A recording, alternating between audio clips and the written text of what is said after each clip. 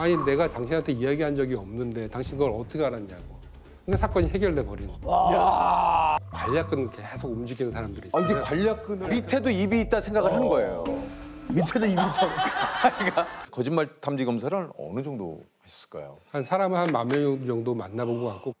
아니 이제 거짓말 탐지기 이 검사가 필요한 경우가 어떤 경우가 좀 이렇게 좀 예전에는 교통사고를 많이 했습니다.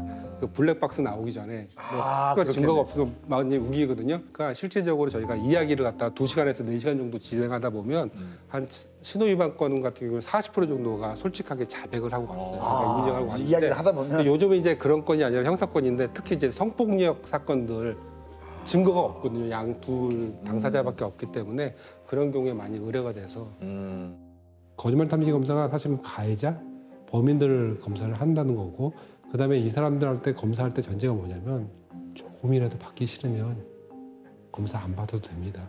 본인의 권리입니다. 받겠다는 사람만 저희가 검사를 해주기 때문에 다들 겉으로는 협조를 잘 해주죠. 겉으로. 근데 이제 정말로 겉과 속이 같은지를 보는 거죠.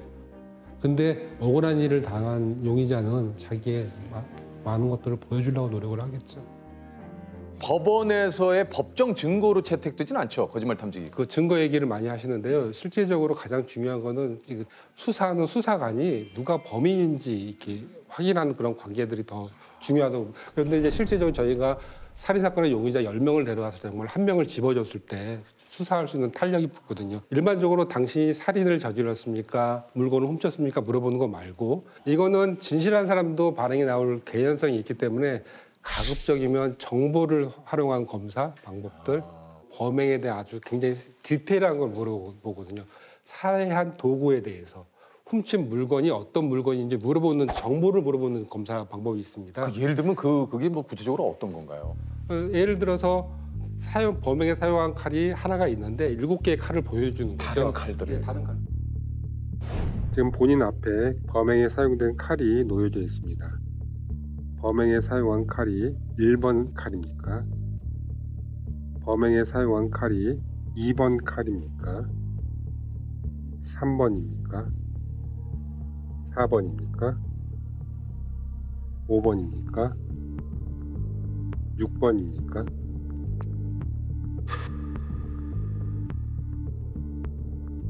근데 이제 하나의 칼에서만 나오는 겁니다. 그러면 얘는 범행을 알고 있고 피해자 자기는 본 적도 없다 그러는데 피해자 얼굴에서만 반응이 나옵니다. 실제적으로 이렇게 해서 사건을 해결한 게 최근에 이제 여기 근처에서 이제 살인 사건이 났는데 그 당시에 이제 용의자가 2명이 있었습니다. 뇌병변 장애를 달고 있는 그 동생이 있었고 이 동생을 돌봐준 형이 있었거든요. 처음에 그 대상자 한 분이 정상적으로 의사소통이 굉장히 안 된 사람이에요. 그런데 이제 그 당시에 이제 형하고 같이 왔을 때 형에 대해서 조금이라도 언급을 하면 이 사람의 태도가 너무 달라지는 거예요. 본인이 뭐 전혀 모른다고 하는데 사체를 운반을 도왔는지 당시 그 사체를 유기한 방법에 대해서 물어봤죠. 그래서 뭐 이불에 싸서 버렸느냐, 비닐에 싸서 버렸느냐, 아니면 여행 가방에 싸서 버렸느냐 쭉 물어보니까 마대자루에 싸서 버렸느냐의 반응이 나왔거든요. 횡성경찰서에 따르면 지난 11일 오전 횡성군 공구면 시루봉 휴게소 인근 하천에서 마대자루에 담긴 여성의 시신을 한 행인이 발견했는데 둘이 같이 행동을 해서 은닉을 했을 거다. 그래서 이제 마대자루에 싸서 버렸는데 어떻게 알아요? 근데 이제 알고 있는 반응이 나왔거든요. 그래서 이제 그걸 추궁하다가 이제 사건을 해결을 했죠. 그러니까 이게 처음부터 뭐 이 마대자루가 아닌 다른 예를 들면 전제를 두고 이제 이야기를 이런 것들이 이제 숨김 정보 검사라고 하는데 숨김 정보 검사. 숨겨 있는 정보를 대상자가 알고 있는지 이제 파악하는 그런 건인데 근데 이렇게 해서 저희가 사건을 해결한 게 있거든요. 뭐냐면 어떤 사건입니까? 그 우편 집중국에서 보면 물건이 도난이 당했는데 그 하나의 작은 박스에다가 상품권 1억씩 그 주유 상품권이었고요. 10만 원권이 들어있는 거였거든요. 근데 이제 7개를 보냈는데 그중에 1개가 없어졌는데 누가 와서 꺼내 가는 것 같아요. 이제 경찰관이 그 얘기를 아무 얘기도 않고 그 현장에 찍힌 용의자를 데려왔습니다. 경찰관이 용의자한테 그 사건에 대한 얘기를 하면 안 됩니다. 이 사건에 대해서 전혀 얘기하지 않고 그래서 보면 뭐가 없어졌대요. 그러면 이분은 뭐라고 대답해야 돼요? 모르겠는데요? 모르겠는데? 제가 듣기로 뭐 10만 원권 뭐 주유상품권이 없어졌다고 하는데 한 1억 정도 된다고 얘기 들었어요. 그러니까 옆에 있는 경찰관이 아니 내가 당신한테 이야기한 적이 없는데 당신 그걸 어떻게 알았냐고. 그러니까 사건이 해결돼 버리는. 와. 그리고 혹시 뭐 그런 분들도 있잖아요. 예를 들어서 뭐 이건 영화에서 봤던 건지 모르겠지만 본인이 한 게 아닌데도 불구하고 이 사람을 보호하기 위해서 예. 내가 범인입니다. 예, 그건 좀 더 복잡한 방법이 필요하겠죠. 그 의붓 아버지가 그 아파트에서 살해가 됐습니다. 그러면 이제 실제적으로 이제 엄마하고 아들하고 이제 의붓 아버지하고 있었는데 칼에 왜 찔러 죽였냐라고 이제 엄마를 물어보니까 본인이 피해자가 술을 먹고 들어와가지고 자해를 하더라 이렇게 돼 있었거든요.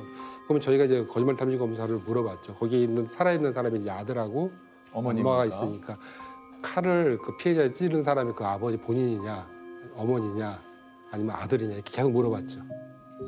근데 정확하게 그게 특정하게 어머니를 가리키고 있는 거죠. 그리고 끝나고 나서 그 내용은 그 아들로부터 이야기도 들었습니다.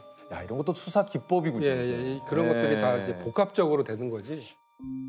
이게 좀 거짓말 탐지기 한다 그러면 거짓말 잘 못 하시겠는데요? 그렇게들 이야기를 많이 하시지만 여전히 제 앞에서 거짓말들 잘들 하시더라고요. 왜냐하면 자녀분들 거짓말하는 거 좀 잡아. 어땠습니까? 이 자녀분들 거짓말. 엄마가 좋냐 아빠가 좋냐 얘한테 물어봤거든요. 예. 그러니까 얘가 처음에 물어보셨어요? 예, 물어봤어요. 이게 태우고. 그러니까 좋다. 그걸 어디서 채우고? 제가 예전에 아이 견학시켜주면서 빠르니. 근데 보통 그 저기 견학을 시켜주는데 그런 걸 물어보세요. 엄마가 좋냐? 근데 얘가 뭐라고 대답했겠어요? 처음에. 둘 다 좋아요. 예, 그렇게 되더라고요. 근데 근데 막 흔들리더라고요. 이게 불편한 진실이라고 괜히 안 하죠. 우리 그러면 여기 저 기계 한번 해볼까요? 그거 저거 한번? 예. 우리 조셉 한번 해보셔야죠. 예. 저도 얼마 전에 그 프로그램에 런닝맨에서 했잖아요. 형수님이 애들 데리고 한 달 정도 놀러 가. 어떨 것 같아요? 아이, 너무 슬픈 일이지. 야, 이거 뭐 저 의자, 이 의자 자체가 뭐가 있는 겁니까?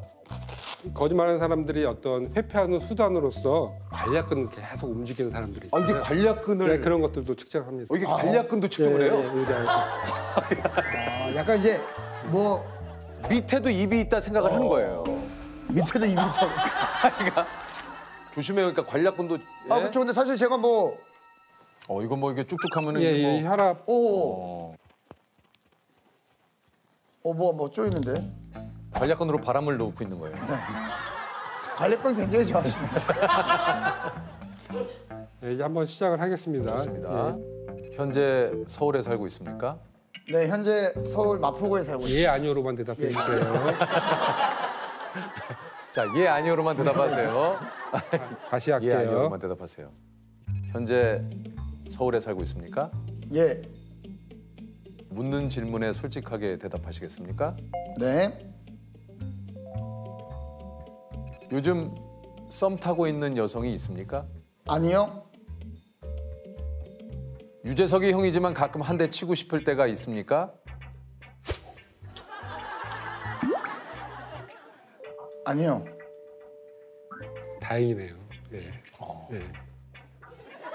나는 솔비를 만나볼까 생각한 적이 있다. 저 오빠 너무 좋아하죠.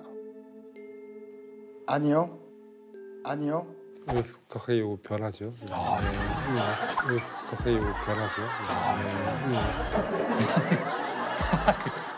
이거 신기하네. 이 급격하게 변하네요. 예. 야, 이게 그냥이야. 나는 현재 주식 투자 손실을 보고 있다. 손실을 보고 있다. 예.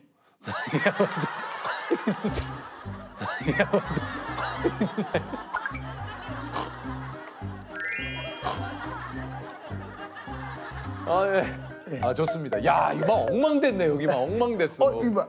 약간 손실이 있다고 말씀드렸는데. 그러니까 주식 얘기에 많이 놀랐다는 얘기. 놀랐네. 예. 전혀 생각하지 못했던 질문이 훅 들어오니까 그러네. 확 놀라는 거야. 나 솔직히 놀랬거든요. 근데 그런 게 여기 체크가 된다는 얘기. 예. 그렇죠. 어떤 질문에 대한 각성 여부인데 보면 이제 계속 변화가 있는데 이걸 불안이라고 보거든요. 그래서 보면 진실한 사람도 이 검사에 대한 불안이 있어요. 그렇겠죠. 그래서 이거의 탐지 기술은 진실한 사람의 불안을 읽는 기술입니다. 괄약근도 어떻게 이게 좀 뭐 이런 변화들이 있는 겁니까? 거짓말하는 사람들은 이거 결과를 갖다가 회피하기 위해서 다양한 전략들을 쓰죠. 그 중에 하나가 이제 그런 불필요한 동작들을 눈에 안 보이는 것들을 하는 거거든요. 그러니까 뭔가 이게 괄약근을 이렇게 긴장을 시켜서 뭔가 내 어떤 네. 신체적인 반응을 내 스스로 좀 제어를 하려는. 예. 근데 이제 저희 입장에서는 그러한 반응들이 나오면 아주 고맙죠. 왜냐하면 뭐 진실하다고 보기는 어려운 상황이니까. 이야.